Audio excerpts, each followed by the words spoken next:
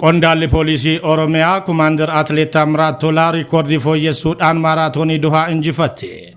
Kumaandar Atileet Taamiraat Tolaa maaraatoonii Dohaa marsaa 14ffaa riikoordii fooyyessuudhaan injifateera.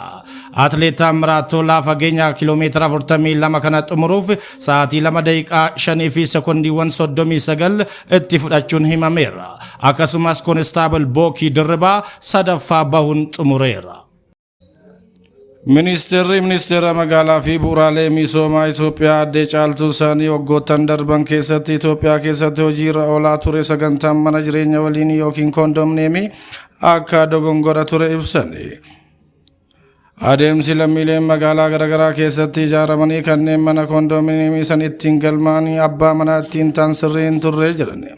Aadde Caaltuu Saanii kana kan jedhan ministeera isaan hoogganan sagantaa tajaajila fedhii gaarii yeroo gannaa gaggeeffamee manneen ijaaraman eebbisiisuuf qophaa'uun isaa ilaalchisee kibxata ammajii 5 bara 2018 akka lakkoofsa Awurooppaatti ibsa gaazexeessootaaf kennaniin manneen kunneen sadarkaa maatii irratti namoota 150 tajaajiluuf kan ijaaraman yoo ta'an torbaan darbee walakkaatti muummee ministeera Dr. Abiy Ahmedin eebbifamaniiru.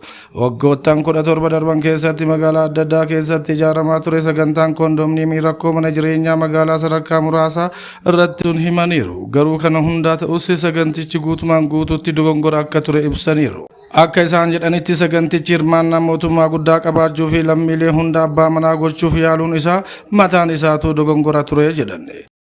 Dhiira gaafa dhombir seenaa keessatti xiyyaara Hayila Sillaasee samiirraa daaraa nyaachise goota kana hammam beekna laata?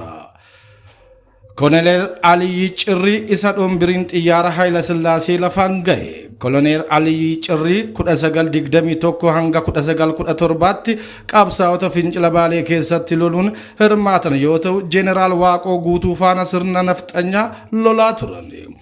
Koloneel Aliyyi Cirrii godina Baalee aanaa Dalloo Mannaa ganda Cirriitti bara 1921 abbaa isaa Cirrii Jaarraa fi haadha isaa Badhaasoo Miinaa irraa dhalate.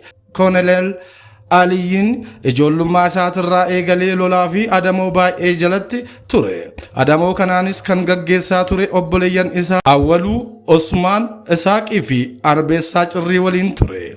Aliyyiin haadha warraa 4 irraa ijoollee 25 horateera. Aliyyiin akkaataan itti maatii horate yoo dubbatu ilmaan teennayyuu osoo qabsoo irra jirru bosonuma keessatti horre. Yeroo nuti loon horsiifnee dikee jalaa harree hin jiru. Humnaaf yeroo keenyas bosona seennee qawwee diina irratti dhukaasaa turre. Abbaan isaa Cirrii Jaarraa loltuu cimaa sirna nafxanyaa waliin yeroo dheeraa waraana gaggeessaa ture yoo ta'u haloo ilmaan Oromoo lubbuu isaanii darbe gumaa baasaa ture. Qabsoo isaaniitiin Cirriin garee waraana Shaambal Baqqalaan hoogganamu waliin sannaatetti wal waraanuun Shaambal Baqqalaa ajjeesuun loltoota isaa hedduus barbadeessuun injifannoo argataniiru. Mootummaan Hayila Sillaasee loltoonni isaa dhumachuu erga dhaga'een booda hoomaa waraanaa baay'ee erguun abbaan Aliyyi Cirriin akka qabamu godhe. Erga qabameen